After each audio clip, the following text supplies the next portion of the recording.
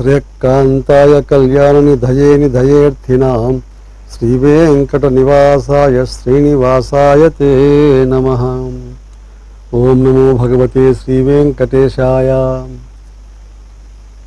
श्री वेंकटेश्वर भक्ति चैनल के दर्शक और भक्तजन जिसको आज देख रहे हैं, आज का मुख्य विषय है कार्तिक मास के विषय में जानकारी देना, क्योंकि 12 महीनों में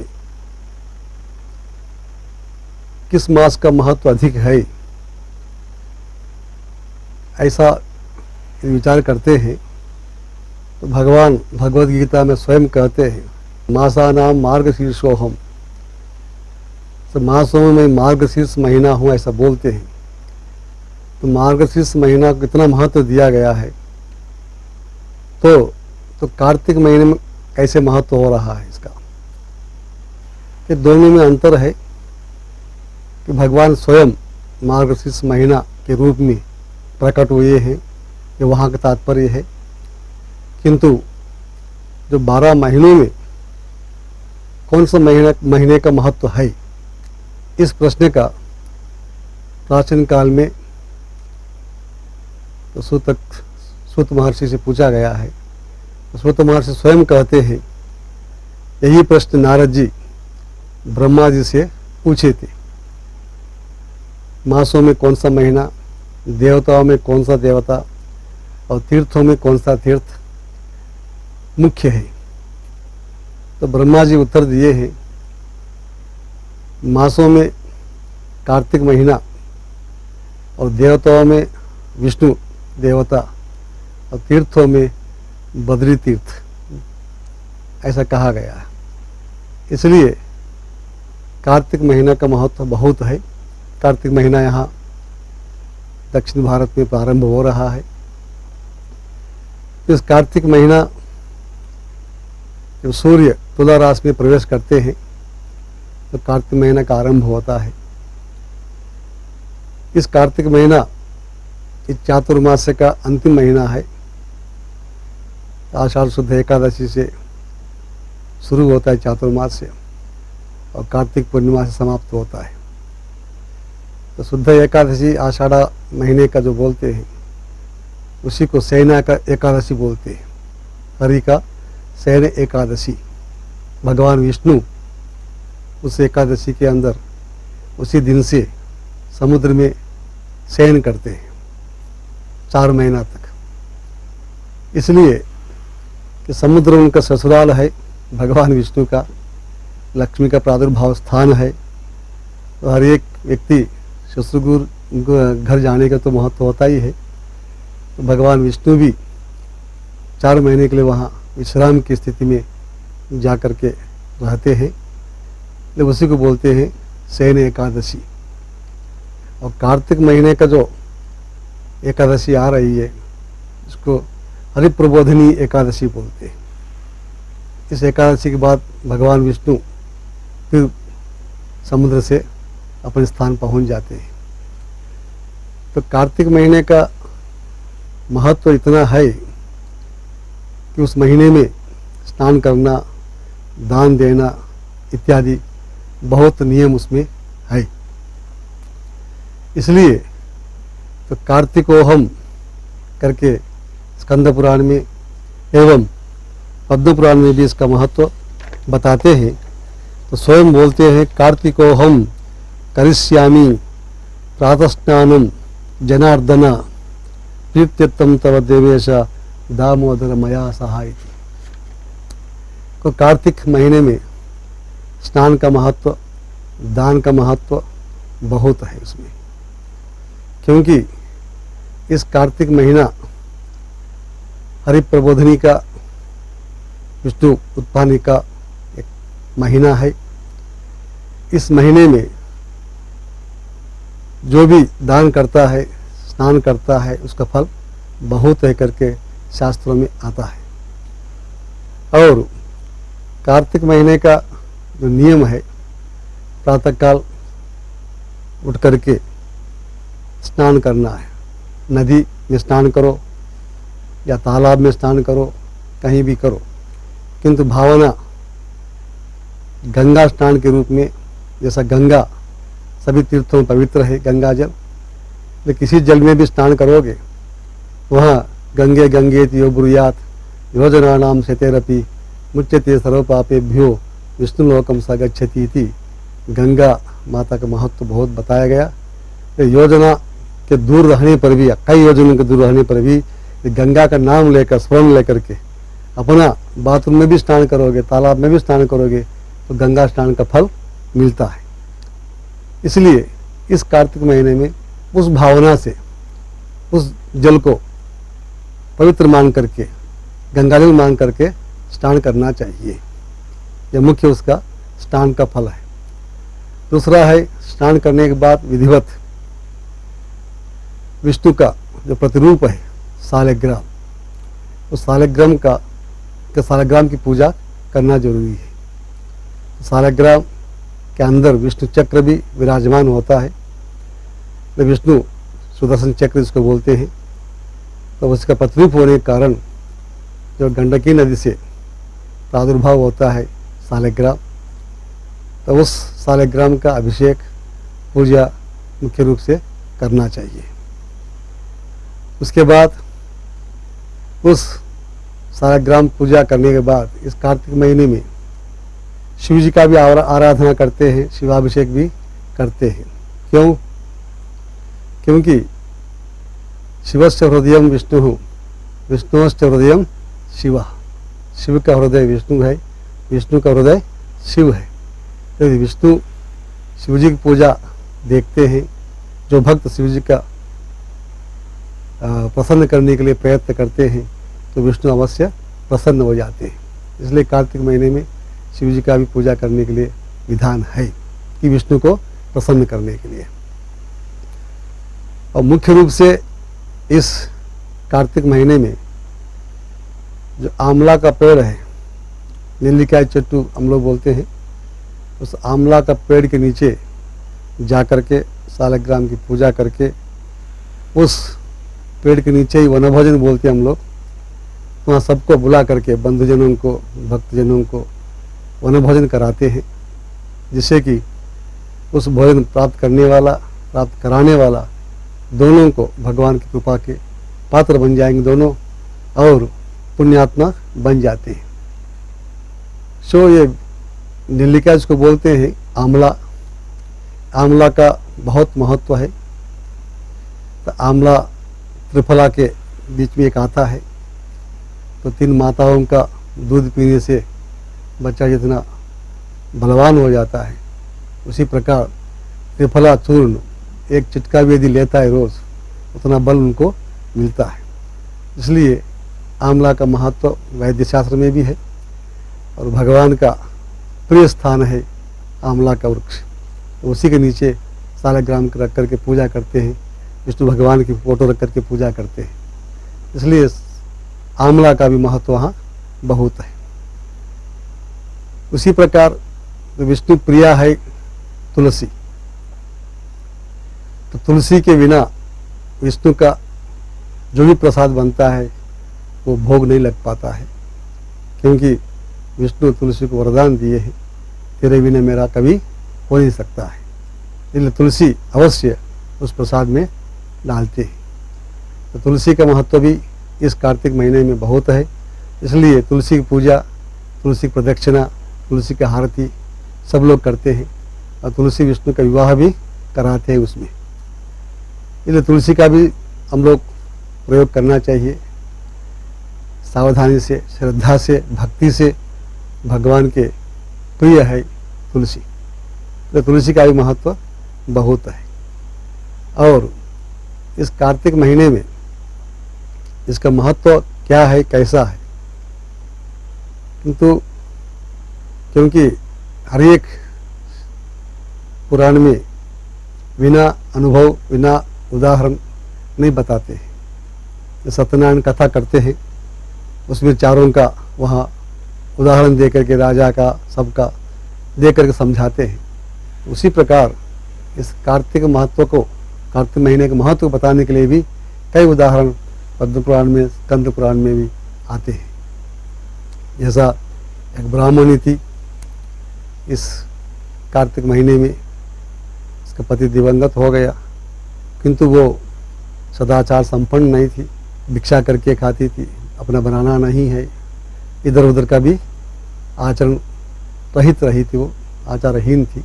किंतु एक ब्राह्मण ने उनको समझाया, ये अच्छा नहीं है, आपका जिंदगी बर्बाद मत करो, तो कार्तिक महीना आया हुआ है, इस महीने में भगवान विष्णु की पूजा करो, स्नान करो, सारे ग्राम के अभिषेक करो, इस प्रकार समझा करके उसको देते हैं। तो उसके बाद वो भी सुधर जाती है और भगवान प्रिय होकर के परलोक जाती है। तो उसी प्रकार इस कार्तिक महीने में और एक महत्व है दीप का। कार्तिक दीप जलाते हैं तो उसका भी महत्व बहुत है। दीप है प्रकाश देने वाली, उस प्रकाश का अर्थ है कि ज्ञान, जैसा अंधकार को प्रकाश दूर कर देता है, उसी प्रकार ज्ञान रूपी प्रकाश अज्ञान रूपी अंधकार को नष्ट कर देता है। इसलिए भी दीप का महत्व यहाँ बहुत है। ये दीपावली अमावस्या हम लोग मनाते हैं, कारण यही है, उस अंधकार के रात को प्रकाश में बदल देना है, अज्ञान के जीवन को ज्ञान के रूप में बदल देना है। यही उसका लक्ष्य है दीपावली का, और दीपदान का भी। तो कार्तिक महीने में और एक महत्वपूर्ण दीपक जलाते हैं, एक आकाश दीपक। आकाश के ऊपर बहुत ऊंचा डंडा लगा करके वहाँ दीपक जलाते हैं। उस कारण क्यों? कार्तिक महीना पूरा दीपक जलाते हैं और आकाश के ऊपर। तो सुनंदन और अन्य राजा लोग भी, स्वर राजा भी उसी प्रकार उस आकाश दीप को जला करके अपना कार्तिक महीना का व्रत करते हैं, जिसके कारण जो प्रकाश ऊपर आकाश में रह करके चारों तरफ प्रकाशित कर देता है, केवल ना एक तरफ ही है पूरा। उसी प्रकार उस व्यक्ति, जो व्यक्ति आकाश दीपक जला करके हर महीना ये व्रत करता है, उसका यश चारों तरफ फैल जाता है, ऐश्वर्य भी बहुत वृद्धि हो जाती है, आयु भी वर्धित हो जाता है। इस प्रकार उसका महत्व भी इस आकाश दीप में दिखाया गया है।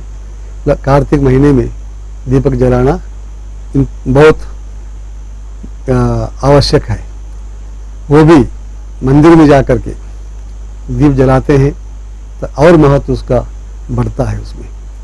इसलिए कार्तिक महीने में हर एक मंदिर में भक्त लोग जाते हैं और दीपक जलाते हैं, जिससे कि अपना अज्ञान दूर हो जाए और प्रकाशमय जीवन बिता सके।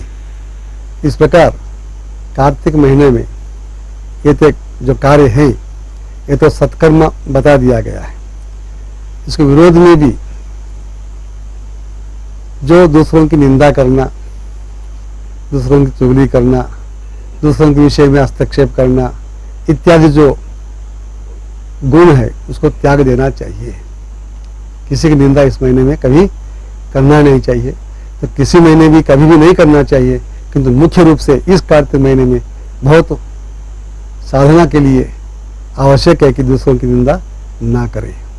उसी प्रकार जो कार्तिक व्रत करता है उस व्यक्ति को व्यसन है, दुर्व्यसन, शराब पीना है, बीड़ी पीना है, जुआ खेलना है, तो इधर उधर जाना है इत्यादि जो कर्म होते हैं, तो दुष्कर्म कहलाते हैं, वो भी नहीं करना चाहिए। इस समय में असत्य बोलना ये भी ठीक नहीं है। इस रूप में कुछ निषिद्ध भी इस कार्तिक महीने के लिए बता दिया गया है, तो वो आचरण सदा करना चाहिए। तो उसके बिना केवल पूजा पाठ करोगे फिर जाकर चुगली करते रहोगे, वो महत्व नहीं रहेगा। दूसरी बात है कि चातुर्मास्य के अंदर आता है। तो चातुर्मास्य क्या है? तो वहाँ आषाढ़ से लेकर के ये कार्तिक पूर्णिमा तक चातुर्मास हम लोग मनाते हैं। चतुर्षु मासेषु भवः इति चातुर्मास्य। चारों महीनों में जो प्रादुर्भाव होता है, तो प्रकट करवा लेते हो, उसी को चातुर्मास्य बोलते हैं। तो मास्य भवः मास्यम। कुछ लोग बोलते हैं तो 2 पक्ष होते हैं, तो चातुर्मास्य मतलब 4 पक्ष है, तो 2 महीना अर्ध चातुर्मास्य बोलते हैं। तो 2 महीने में भी यदि चातुर्मास्य को कर सकते हैं कि 2 महीने में एक महीने में 2 पक्ष आते हैं, तो 4 पक्ष हो जाते हैं, इसे चातुर्मास्य कहते हैं। किंतु आध्यात्मिक दृष्टि से चातुर्मास्य का अर्थ है इन 4 महीनों में जो हमारा पुरुषार्थ है 4, धर्म अर्थ काम मोक्ष, इनका प्रादुर्भाव कराना है और करना है। ये ऋषि लोग, महर्षि लोग एक जगह बैठ जाते हैं कि वर्षा काल प्रारंभ हो जाता है, उस जैसे नैमिषारण्य जैसे जगह, आश्रम जैसे जगह जाते हैं। वहाँ जाने वाले ब्रह्मचारी भी होते हैं, गृहस्थ भी होते हैं, वानप्रस्थ भी होते हैं, सन्यासी भी होते हैं। तो 4 आश्रम वाले उस चातुर्मास में भाग लेते हैं। तो बड़े बड़े ऋषि महर्षि लोग अपना प्रबोधन के द्वारा धर्मार्थ काम मोक्ष का उपाय बताते हैं, साधन बताते हैं।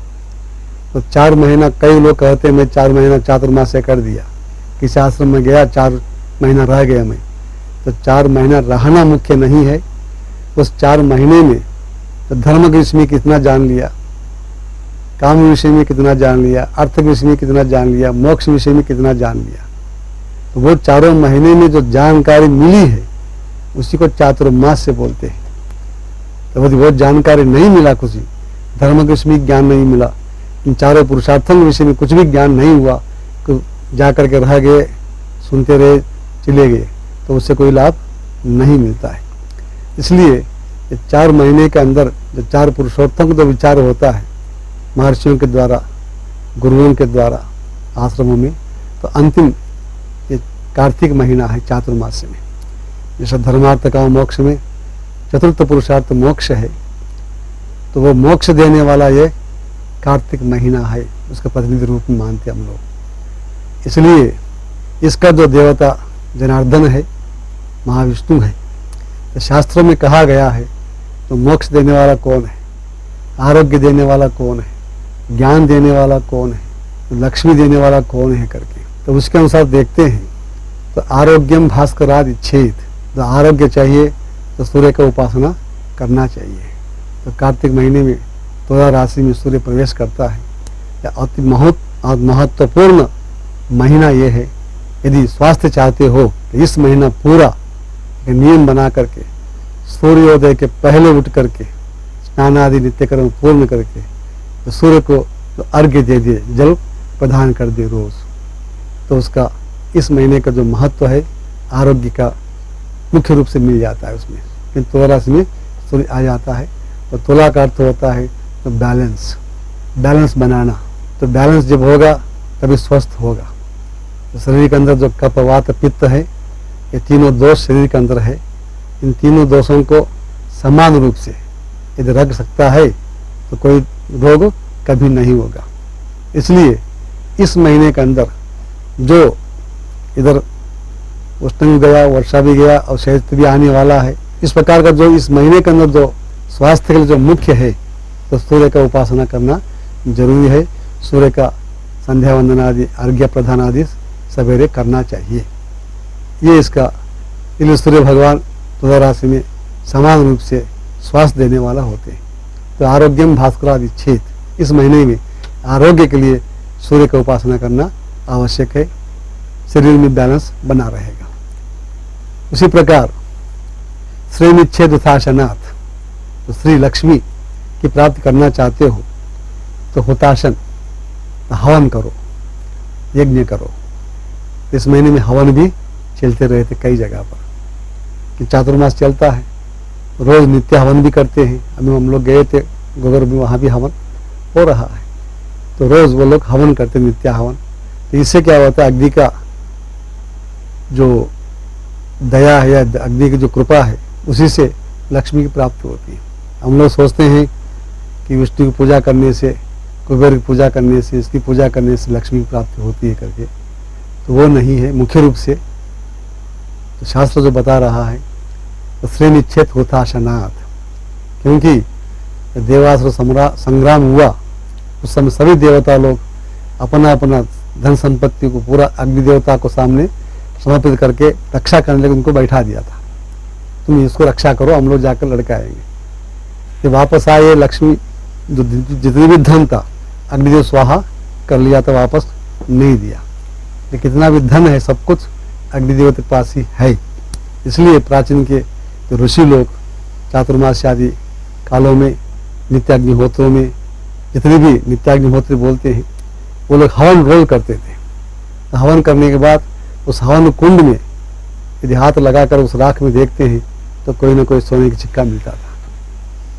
तो उसी सोने की सिक्का लेकर के जितने भी जो ऋत्विक होते हैं ब्राह्मण उसी से जीवन यापन करते थे, किसी की परवाह नहीं करते थे। इतना महत्व उनका था। इसलिए लक्ष्मी की प्राप्ति करना है, धन की प्राप्ति करना है तो अग्नि देवता की पूजा करना चाहिए। इसलिए बता दिया धन की प्राप्ति तो आई है, उसके साथ साथ हवन करते हो, घर के अंदर हो बाहर हो कहीं भी, तो पर्यावरण है वो शुद्ध हो जाता है, वायु भी शुद्ध हो जाता है, वायुमंडल पूरा शुद्ध हो जाता है। ये भी एक लक्ष्य है कहने का। और इससे वर्षा का भी प्रारंभ हो जाता है, वर्षा भी आ जाता है यज्ञ करने से। यज्ञात भगवत पर्जन्य, गीता में कहा यज्ञ से पर्जन्य आ जाता है, तो वर्षा बरसती है, बादल बरस जाते हैं। इसलिए भी हवन करना जरूरी है। हर एक व्यक्ति को यज्ञ याग आदि करते रहना चाहिए। तो इस महीने का महत्व ये भी दिया गया है, इसलिए हवन भी हम लोग करते हैं। चातुर्मास में कई यजमान मिल करके हवन कराते रहते हैं, तो उससे उस यजमान को धनादि प्राप्ति होती है। कि चातुर्मास में धर्म भी है, अर्थ भी है, अर्थ की प्राप्ति भी होना चाहिए, तो उसका भी उपाय वो लोग बताते रहते हैं। और ज्ञानम माहेश्वरादिच्छेद, जब ज्ञान चाहिए आपको तो महेश्वर शिव जी की पूजा करना जरूरी है, रुद्राभिषेक करना जरूरी है। इसलिए इस महीने में अत्यधिक रूप से शिव जी का अभिषेक आदि भी करते रहते हैं, तो ज्ञान प्राप्त करने के लिए। तो ज्ञान केवल शिव जी दे सकते हैं, शिव जी के साथ ही ज्ञान का उपदेश होता है। जैसा पार्वती को परमेश्वर सदा उपदेश देते हैं, सभी आगम शास्त्र तंत्र शास्त्र सभी पार्वती परमेश्वर के संवाद के द्वारा ही बाहर आए हैं। तो ये चातुर्मास के अंदर, इन महीनों के अंदर ये सभी चर्चा वहाँ होकर के ज्ञान का प्रादुर्भाव कराते हैं ऋषि लोग, गुरु लोग। इसलिए कार्तिक महीना इसका भी एक इम्पॉर्टेंट है ज्ञान के लिए। ज्ञानादेव तो कैवल्यम, ज्ञान के बिना मोक्ष मिलना संभव नहीं है। यदि वो इस प्रकार का ज्ञान यदि प्राप्त नहीं कर सकता है कोई व्यक्ति, ऐसी व्यक्ति के लिए, ऐसा जो मनुष्य है उसके लिए भगवान कहा गया है भाई मोक्षम इच्छे जनार्दनाथ। मोक्ष चाहिए तो जनार्दन की उपासना करो, जनार्दन की पूजा करो। जनार्दन करो महाविष्णु, तो विष्णु की पूजा करना जरूरी है। तो कार्तिक महीने में जो अंतिम महीना है, ये 3 महीने के अंदर जो ज्ञान प्राप्त हुआ हो ना हुआ हो, किंतु इस अंतिम महीना में यदि भगवान विष्णु की यदि पूजा करता है, आराधना करता है इस महीने के अंदर, तो मोक्ष प्राप्ति उसको अवश्य मिलती है। इसलिए इस कार्तिक महीने का ये चातुर्मास के अंदर तो परम पुरुषार्थ तो मोक्ष है। धर्म अर्थ काम से भी अधिक इम्पॉर्टेंट मोक्ष है। जब उस मोक्ष प्रदान करने वाले ये महीना कार्तिक महीना है, ये चौथा महीना है। इसलिए इस कार्तिक महीना का बहुत महत्व है मनुष्य जीवन में। इसलिए इस कार्तिक महीने के लिए सभी लोग व्रत करने के लिए तैयार हो जाते हैं। इन 12 महीनों के अंदर इस कार्तिक महीने का महत्व बहुत है। इसी को लेकर के धर्मनंदन है, उसी प्रकार युधिष्ठिर जिसको बोलते हैं, वो भी इस महीने के अंदर वो व्रत करके वो भी स्वर्ग आदि को प्राप्त कर चुके करके पुराणों में आता है। वो इस महीने का जो अंतिम है, अभी जो त्रयोदशी चतुर्दशी अमावस्या इत्यादि जो कल आने वाले हैं, इसके लिए भी बलि को भगवान विष्णु सब कुछ लेने के बाद भी 3 दिन के लिए राज्य को करने के लिए दिया गया है उसका। इसी का कार्तिक महीने के जो प्रारंभ का दिन अंतिम दिन होता है बलि चक्रवर्ती के लिए भी, तो वो भी एक महत्वपूर्ण कारण है कि कार्तिक महीने का एक अत्यधिक उपासना करने वालों के लिए उपाय देने वाला है, साधना के लिए महत्व स्थान देने वाली है। और समशीतोष्ण स्थिति का इस महीने में होती है। ना गर्म होगा, न ठंडा होगा, न वर्षा का शीतल होगा इत्यादि। इन समशीतोष्ण होने के कारण, सूरज राशि में आने के कारण, तो सभी दृष्टि से, सभी दृष्टिकोणों से देखते हैं तो इस महीने का महत्व बहुत है, कार्तिक महीने का। इसलिए कहते हैं इस महीने के अंदर यदि हम लोग उसका आधार लेकर के करते हैं तो दामोदराय विश्वाय विश्वरूप धराय च नमस्कृत्वा पदास्यामि व्योम दीपम हरिप्रिय। इसलिए दीपक जला करके जनार्दन को खुश करते हुए अपना यश कीर्ति को प्राप्त करने के लिए बोलते हैं आयुर बलम यशो वर्चः प्रजा पशु वसूनि च प्रज्ञा ब्रह्मा प्रज्ञांच मेधांच नो देहि वनस्पति करके प्रार्थना भी कर लेते हैं। तो इस स्थिति में हम लोग इस कार्तिक महीना दक्षिण भारत के अंदर आज हम लोग इस कार्तिक महीने का महत्व सुना रहे हैं, इसलिए कि आप लोग सावधान होकर के अपना इस महीने का महत्व को जानते हुए अपना जीवन को सार्थक करने के लिए और दान धर्म आदि करते हुए अपना चित्त शुद्धि प्राप्त करे। तो तपो यज्ञ दानादि भी शुद्ध बुद्धि ही। इस कार्तिक महीना में तपस्या होती है, यज्ञ याग आदि होती है, दान धर्म आदि भी होते हैं। इन सभी के कारण इस महीने के अंदर बुद्धि शुद्ध होने में शुद्ध होने में कोई संदेह नहीं है। इसलिए शंकराचार्य कहते हैं यज्ञ दाना तपो ही तपो यज्ञ दाना भी शुद्ध बुद्धि ही। यदि शुद्ध बुद्धि है तो बुद्धि शुद्ध हो गया, तो भाव शुद्ध होगा, तो भाव शुद्ध हो गया तो ज्ञान सिद्धि होती। भाव सिद्धि है ज्ञान सिद्धि, मलयाल स्वामी ये कहते हैं।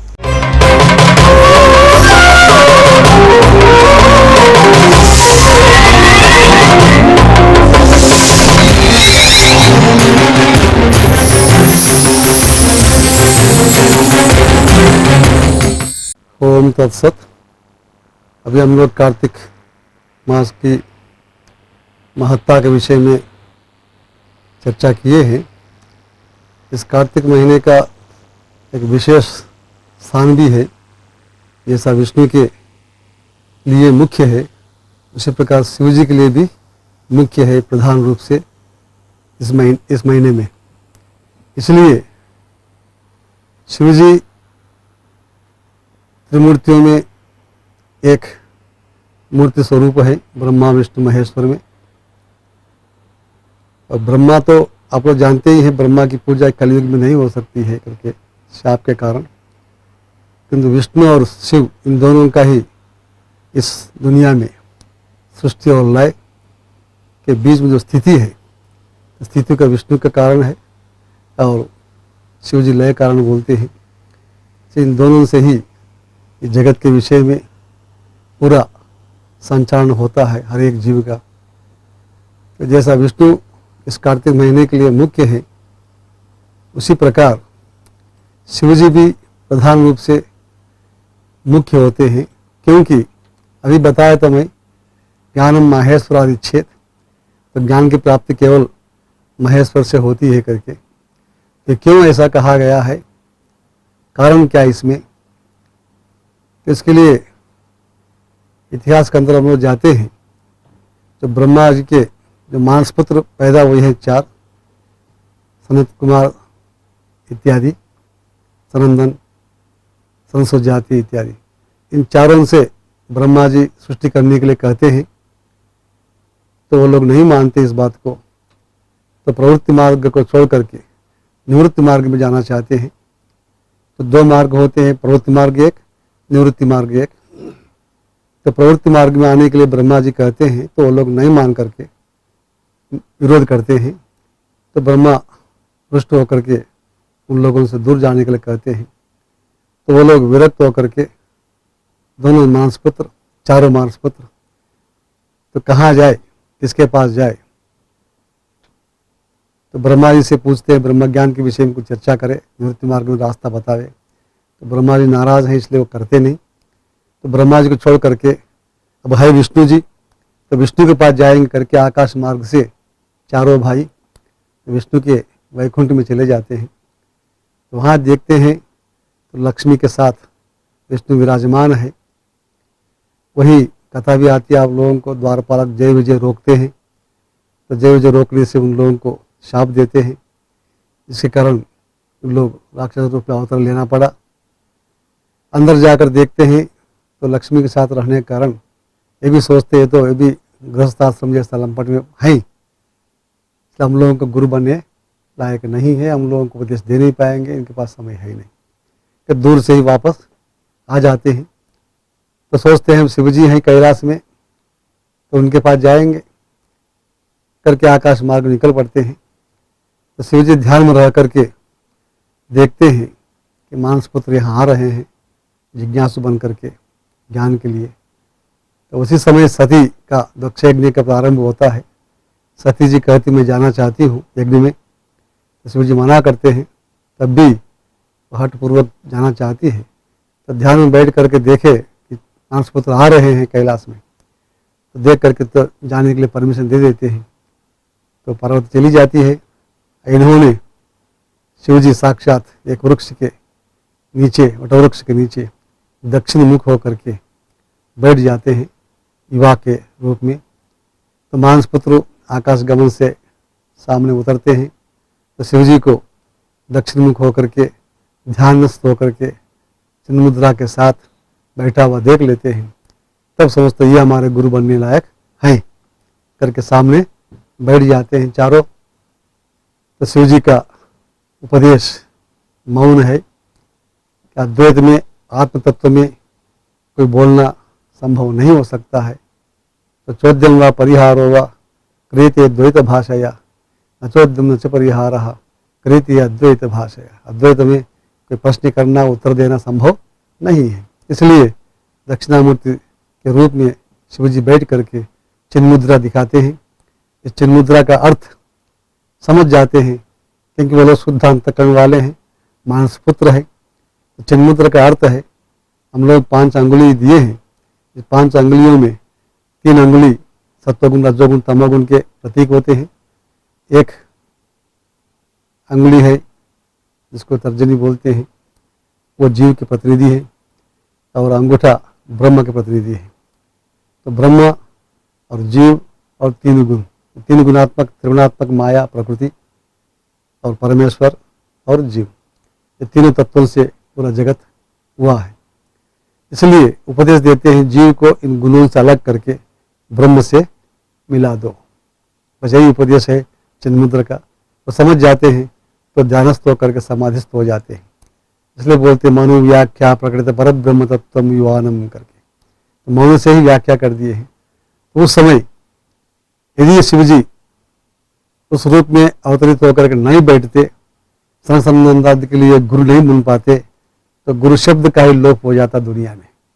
तो गुरु बनने लायक कोई दुनिया में है नहीं, किसी निघंटु में भी गुरु शब्द का प्रयोग नहीं हो सकता था। तो उस स्थिति को रक्षा करने के लिए ही शिव जी स्वयं गुरु रूप में प्रकट हो जाते हैं। इसलिए ईश्वर गुरु आत्मेति मूर्ति भेद विभागिनी व्योमवद व्याप्त देहाया दक्षिणामूर्तये नमः बोलते। तो दक्षिणा दिशा में क्यों बैठे हैं? इसलिए बैठे हैं कि दक्षिण दिशा का अर्थ है वैराग्य है, रिनाउंसिएशन है, त्याग है।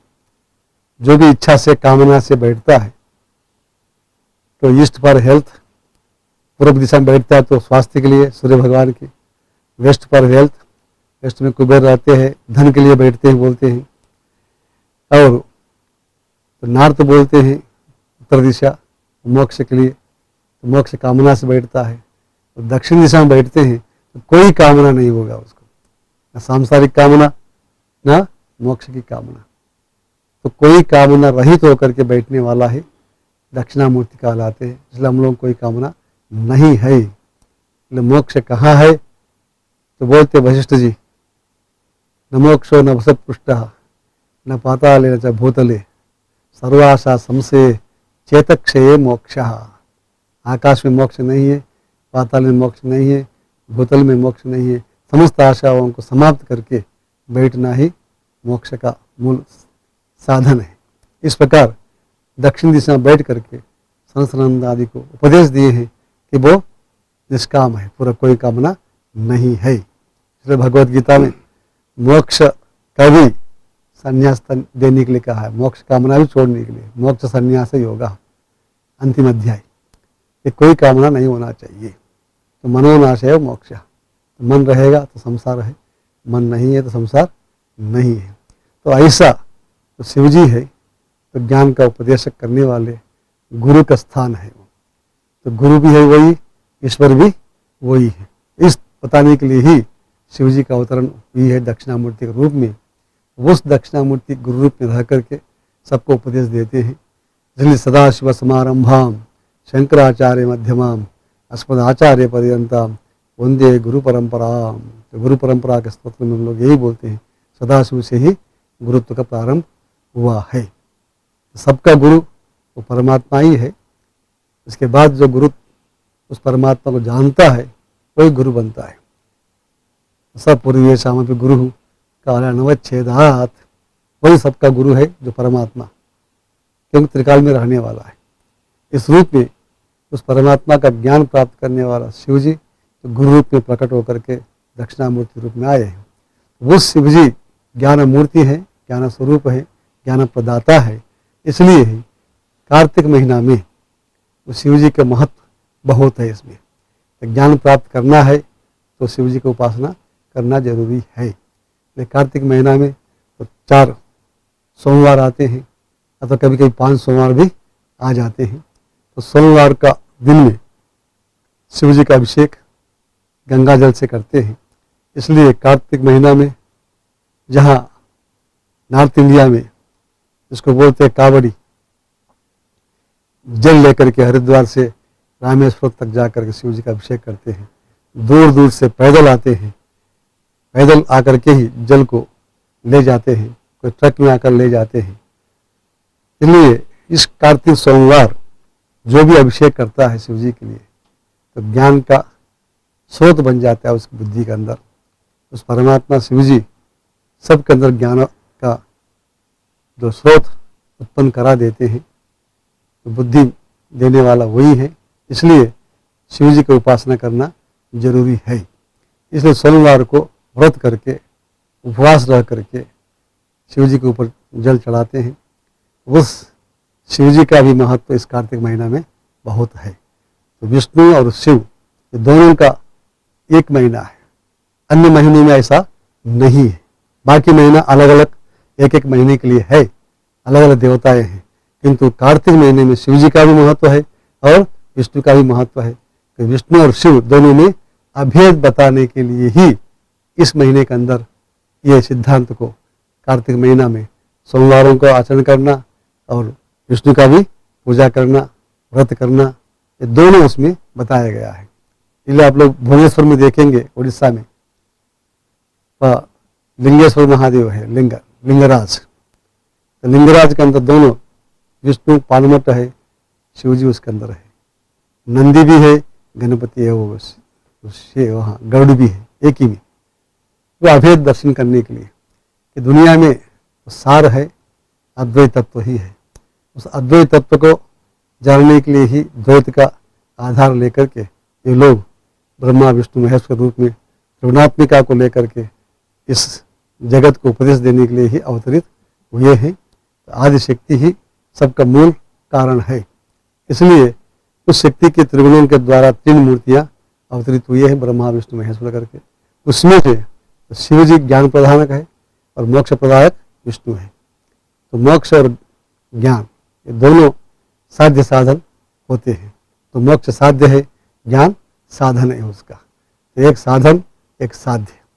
तो भक्तों को साधन शिव जी देते हैं, ज्ञान देते हैं, और मोक्ष विष्णु देते हैं। तो ज्ञानादेव तो कैवल्यम करके शास्त्रों में भी कहा गया है। इसलिए शिव जी का शिवरात्रि इत्यादि में भी बहुत महत्व आता है माघ महीना में। और महाशिवरात्रि में शिव जी को हम लोग पूजा करते हैं, हर पक्ष में भी करते हैं महाशिवरात्रि के अंदर। तो शिव जी ज्ञान प्रदायक होने के कारण उस कार्तिक महीने में शिव जी का भी आवश्यकता है, शिव जी की पूजा भी आवश्यकता है, शिव जी की आराधना भी आवश्यकता है। तो दोनों को आराधना करते हुए भक्त इस कार्तिक महीना का लाभ उठा सकते हैं। इसलिए कार्तिक सोमवार के अंदर भी अनेक कहानियां हैं।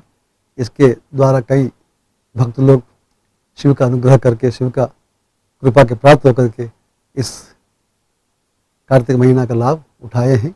ऐसे शिव जी का भी हम लोग आराधना करना चाहिए। तो शिवस्य हृदयम विष्णु, विष्णुस्य हृदयम शिव। शिव का हृदय है विष्णु, विष्णु का हृदय है शिव। तो दोनों में कोई भेद नहीं है। इस सिद्धांत को इस कार्तिक महीना शंकराचार्य का जो अद्वैत सिद्धांत है, जहाँ शिवकांची विश्वकांची करके जो विवाद खड़े हुए थे पहले, इस कार्तिक महीना विवाद को ही समाप्त कर देती है। इसलिए इस कार्तिक महीने का महत्व बहुत है। हम लोग शिव जी का और विष्णु का यथाशक्ति व्रत उपासना जप तपादि दान धर्म आदि करते हुए अपने जीवन को सार्थक करने के लिए इस कार्तिक महीने का उसका लाभ उठाने के लिए हम सबसे निवेदन करता हूँ। और भगवान श्री वेंकटेश्वर सबको सद्बुद्धि दे दे और सब संपन्न करे। इस प्रकार करके मैं विराम करता हूँ। भगवान शंकर जी का भी आप लोग उपासना करें इस कार्तिक महीने में। धन्यवाद।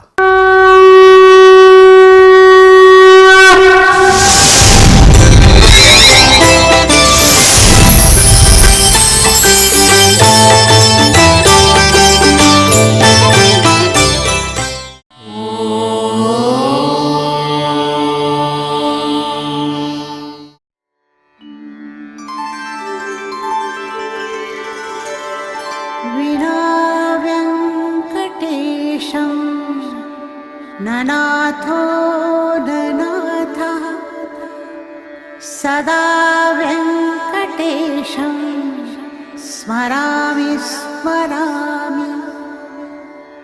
हरे वेङ्कटेश प्रसीद प्रसीद। प्रियं वेङ्कटेश प्रयच्छ प्रयच्छ।